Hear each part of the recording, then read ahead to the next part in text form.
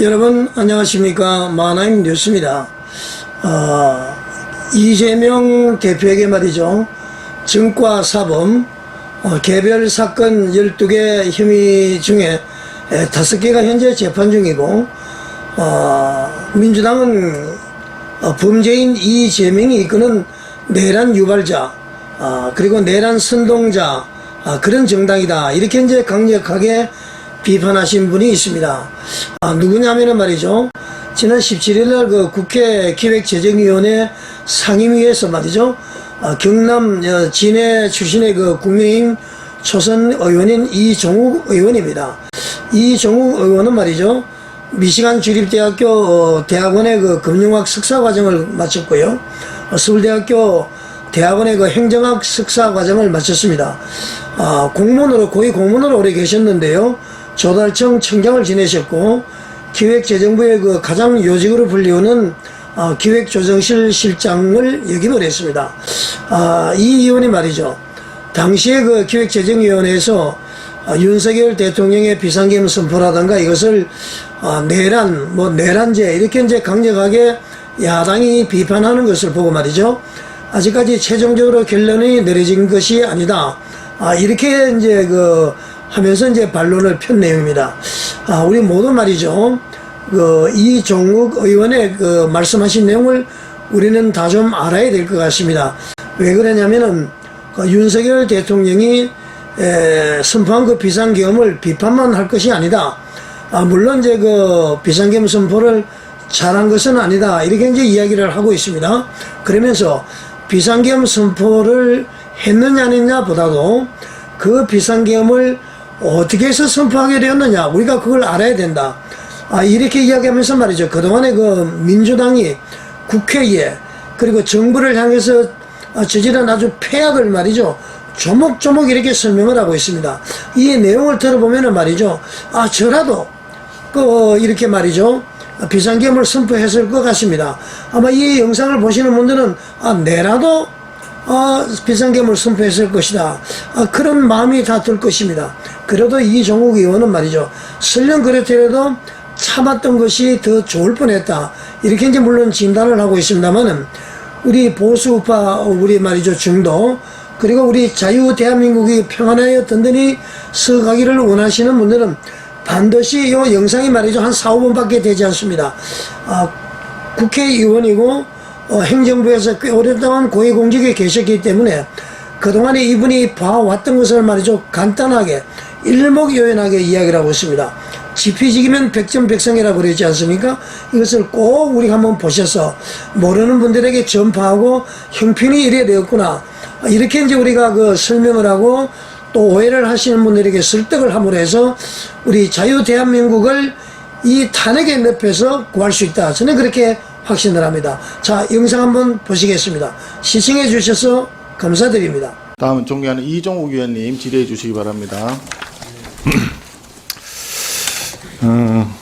저는 정치적인 질문은 잘 안 하려고 했습니다만, 오늘은 근본적인 그런 질문을 한번 해야 될 것 같습니다. 대통령이 이제 비상계엄이란 극단적인 수단을 쓴 것에 대해서 저도 동의하지 않습니다. 하지만 왜 그런 생각을 했는지에 대해서는 저희들이 곰곰이 생각해 봐야 된다, 이렇게 생각합니다. 민주당은 이번 사태를 법률적으로 쟁점이 있습니다만 내란죄라고 합니다. 대통령이 뭐가 쉬워서 내란을 일으킵니까? 왜 그랬을까요? 민주당이 국민의힘 보고 내란 동조자라고 합니다. 그럼 민주당은 제3자인 것처럼 행사합니다.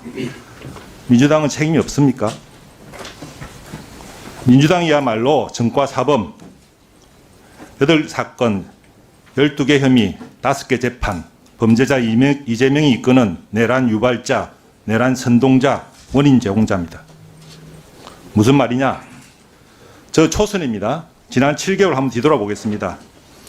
그동안 입법 폭주, 국회 독재, 입법권 남용으로 윤석열 정부를 지속적으로 끊임없이 흔들어댔습니다. 국무위원 탄핵소추, 감사원장까지 22번 했습니다. 체코 원전 수주, 동해 가스전, 한미 외교, 후쿠시마 오염수 방류, 국정 운영에 대해서 사사건건 틈집 내고 서집 잡았습니다. 맞죠? 양곡법, 노란봉투법 등 무리한 포퓰리즘 입법을 추진했습니다. 거부권이란 부담을 계속 대통령실에 안겼습니다. 반복해서 합니다. 끝날 때까지. 끊임없이 힘자랑을 하고 예산마저 정쟁 수단으로 활용했습니다. 헌정 최초 감액 예산만으로 예산을 의결했습니다. 이게 국헌농단, 헌정질선 유린, 국헌문란이 아닙니까? 물론 비상계엄은 과했습니다. 잘못했습니다. 대통령이 끝까지 참았어야 됐습니다. 그냥 참고 아프다, 신음소리만 냈어야 합니다. 끝까지 인내하고 버티는 게 이기는 거였습니다. 대통령은 저희와 다릅니다. 국정 전반을 바라봅니다. 대통령이 지금 특단의 조치를 해야 할 위기 상황이라는 판단은 존중합니다. 하지만 수단과 방법은 틀렸습니다. 결과적으로 엄청난 패착이 되었고 더 참고 더 끝까지 버텼어야 했습니다. 국정을 농단한 민주당이 오히려 탄핵의 빌미를 제공한 것이 저는 무엇보다 원통합니다. 그 다음에 이번 사태의 하나의 원인을 제공한 민주당의 일방적인 감액 예산 예결위에 대해서 말씀드리겠습니다. 저는 평생 재정 업무를 담당해 왔는데 이번 사태는 제가 보기에는 엄청난 충격이었습니다. 대형 사고였다 생각합니다. 세 가지로 말씀드리겠습니다. 첫째, 예결위의 권위를 추락시켰습니다. 정기국회는 예산국회입니다. 예결위는 모든 상임위 의결이 취합되고 예결위 전체에 있는 모든 국무위원과 모든 국가기관장이 모여서 토론하는 최상위 의사결정기구고 지금까지 예결위 결과는 그냥 본회의 결과로 직결되었습니다. 하지만 민주당은 이번에 정부와 협의가 원활하지 않다 이런 이유로 일방적인 힘자랑을 했습니다. 예결위를 일방 의결한 다음에 협상을 하자 한 거죠. 답답하면 정부가 수정안을 가져오라는 태도로 예결위 자체를 협상을 위한 압박 수단으로 최초로 활용했습니다.